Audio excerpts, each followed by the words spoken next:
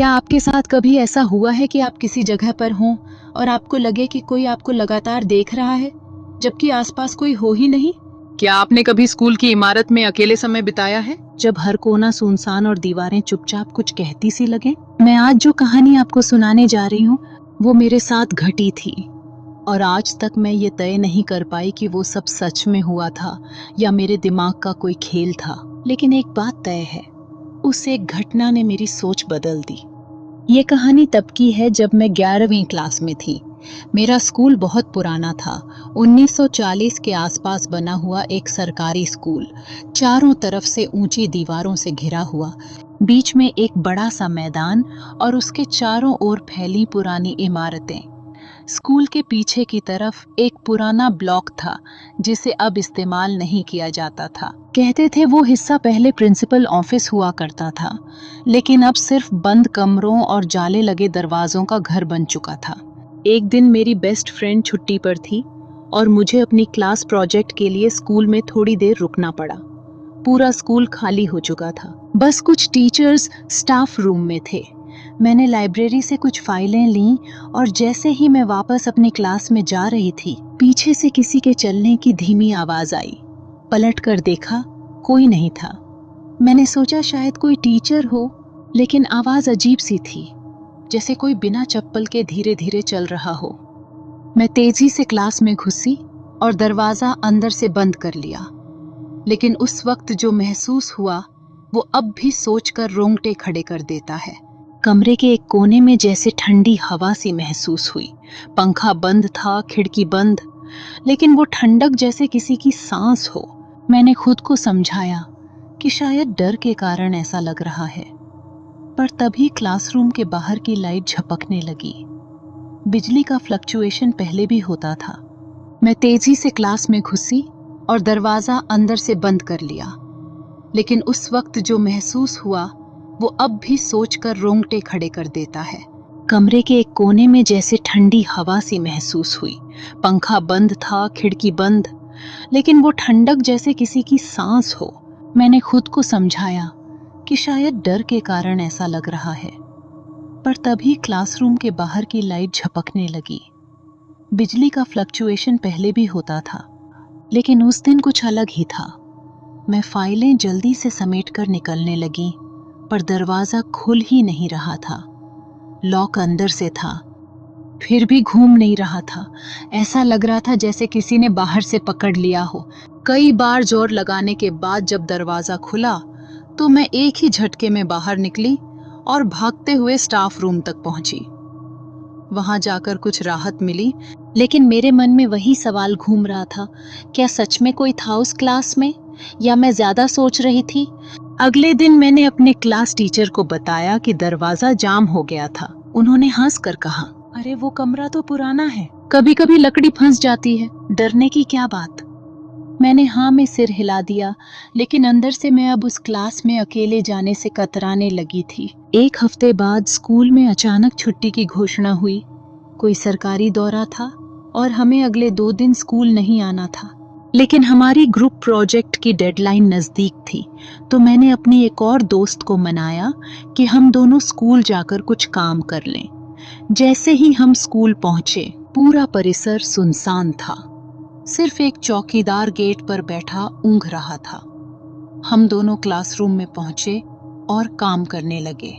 करीब आधे घंटे बाद हमें जरूरत पड़ी एक चार्ट की, जो पीछे वाले पुराने ब्लॉक में रखा हुआ था। मैंने जाना टालने की कोशिश की, लेकिन मेरी दोस्त ने कहा, चलो ना, 2 लोग हैं तो क्या डर। हम दोनों पुराने ब्लॉक की तरफ बढ़े। दरवाजा जंग लगा हुआ था, लेकिन खुल गया। अंदर धूल और सीलन की मिली जुली गंध थी। दीवारों पर पुरानी पेंटिंग्स और टंगी हुई तख्तियां थीं, जैसे समय वहीं थम गया हो। हमने जिस रूम में चार्ट रखा था, वहां घुसते ही एक अजीब सा माहौल था, बहुत शांत, लेकिन वो शांति सामान्य नहीं थी।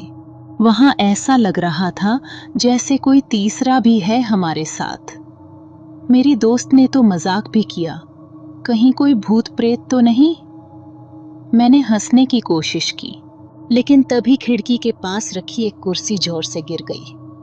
हमने चौंक कर देखा, कोई नहीं था। हम दौड़कर बाहर निकले, लेकिन जैसे ही दरवाजा बंद करने लगे, एक परछाई सी दिखी अंदर जाते हुए। बस एक पल को। न हमने कुछ कहा, न सुना, बस वो पल वहीं रुक गया। उस दिन के बाद स्कूल जाना तो जारी रहा, लेकिन हर दिन जैसे मन में एक बोझ लेकर जाती थी। मुझे उस ब्लॉक की परछाई बार बार याद आती थी। मेरी दोस्त तो धीरे धीरे इसे भूलने लगी थी, लेकिन मैं नहीं भूल पाई।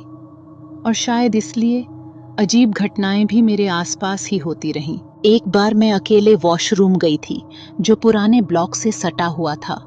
हाथ धोते समय शीशे में किसी के खड़े होने का एहसास हुआ, जैसे किसी की परछाई पीछे से गुजर रही हो। पलटी, कोई नहीं था। उस दिन के बाद मैंने कभी उस वॉशरूम में अकेले जाने की हिम्मत नहीं की। कुछ दिनों बाद स्कूल की एक सफाई कर्मचारी, सरस्वती दीदी, बीमार हो गईं। लोगों ने कहा उन्होंने कुछ देखा है। वो बड़बड़ाने लगी थीं। वो लड़की सफेद कपड़े में दीवार के पास खड़ी थी, आंखें झपकती ही नहीं। उस रात के बाद उन्हें तेज बुखार हो गया और स्कूल छोड़ दिया। फिर एक और घटना हुई। हमारी क्लास की रुचि अचानक स्कूल आना बंद कर दी। कहा गया कि एक दिन वो देर से आई थी और अकेले ही पुराने ब्लॉक के पास से शॉर्टकट लिया था। शाम को घर पहुंची तो चुप हो गई, किसी से बात नहीं की। कुछ दिनों में ट्रांसफर ले लिया। अब ये सब सिर्फ इत्तेफाक नहीं लग रहा था। मुझे यकीन हो गया था कुछ तो है उस जगह में, और वो किसी को पसंद नहीं करता जो उसे देख ले। पर सबसे डरावना हिस्सा अभी बाकी था, जो मैंने अकेले फेस किया। शनिवार था, स्कूल बंद था, लेकिन मुझे चैन नहीं मिल रहा था। बार बार मन कह रहा था जा और देख कि क्या है वहां। मैंने मोबाइल में रिकॉर्डिंग ऑन की और स्कूल के पीछे वाले रास्ते से पुराने ब्लॉक की ओर गई। दरवाजा पहले से थोड़ा खुला हुआ था। अंदर घुसते ही वही सीलन, वही धूल और पुरानी लकड़ी की गंध। मैं चुपचाप अंदर बढ़ी। हर कदम के साथ ऐसा लग रहा था जैसे कोई मेरे पीछे चल रहा हो। मैं रुकती, वो आहट भी रुक जाती। दिल इतनी तेज धड़क रहा था कि उसकी आवाज मुझे खुद सुनाई दे रही थी। कमरे के कोने में एक पुराना दर्पण पड़ा था, धूल भरा, टूटा नहीं था। मैंने हाथ से हल्का साफ किया और जैसे ही उसमें देखा, मेरी सांस थम गई। दर्पण में मेरे पीछे कोई खड़ा था। पतली सी लड़की, लंबे बाल, सिर नीचे झुका हुआ और चेहरा बिल्कुल धुंधला। मैंने झट से पलटकर देखा, कोई नहीं। फिर धीरे धीरे फिर से दर्पण की ओर देखा, अब भी वहीं। मेरे पैर जैसे जम गए थे, आवाज तक नहीं निकल रही थी। तभी कमरे में एक धीमी सी आवाज गूंजी, अब तुम भी जानती हो, जैसे किसी ने कान में फुसफुसाया हो। मैं पूरी ताकत से दरवाजा खोलने लगी, जैसे तैसे बाहर भागी। मोबाइल में वीडियो रिकॉर्ड हो रहा था। घर पहुंची, दरवाजा अंदर से बंद किया और हिम्मत करके रिकॉर्डिंग चेक की। शुरुआत में सब धुंधला था, फिर एक पल ऐसा आया जिसमें कुछ सेकंड के लिए वही परछाई दिखी, बिल्कुल साफ। आवाजें नहीं, बस भारी सांस लेने की ध्वनि, जैसे कोई बहुत पास खड़ा हो। उस रात नींद नहीं आई। कमरे की लाइट ऑन थी, पर बार बार लगा जैसे कोई कमरे के कोने में खड़ा है। मोबाइल की गैलरी में खुद ब खुद एक ब्लैक फोटो सेव हो गई थी। मैंने क्लिक नहीं की थी, लेकिन उसमें हल्का सा इंसानी आकार दिखता था। अब चीजें मेरी सोच से बाहर जा रही थीं। मैं बात किसी को बता नहीं सकती थी, कोई यकीन नहीं करता। लेकिन सच्चाई ये थी कि उस दिन के बाद वो चीज सिर्फ उस ब्लॉक में नहीं रही, वो मेरे साथ आ गई थी। अब भी जब मैं अकेली होती हूँ तो कभी कभी लगता है जैसे कोई खड़ा है मेरे पीछे, बिल्कुल चुप। मैं पलटती हूँ, कोई नहीं होता।